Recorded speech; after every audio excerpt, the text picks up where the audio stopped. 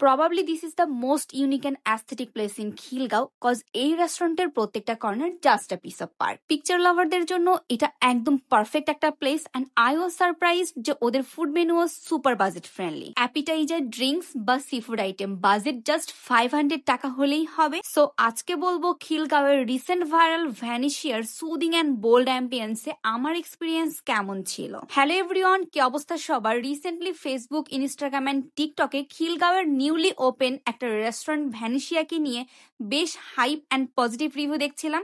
That's why আমিও চলে গিয়েছিলাম ভ্যানিশিয়াতে ভিজিট করার জন্য।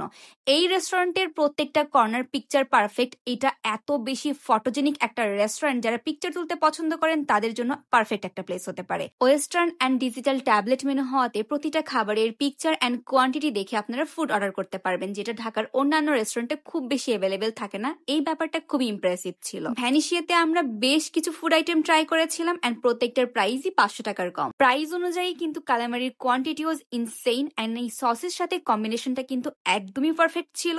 তবে আমার ফেভারিট আইটেম এই স্যুপটা এত মজা, আমি জাস্ট ভাবছিলাম কি বানিয়েছে ওরা। মাত্র 395 টাকার কাচ্চো রয়্যালের এই প্লেটার দেখে আমি অন্তত অবাক হয়ে গিয়েছেন। Taste was amazing.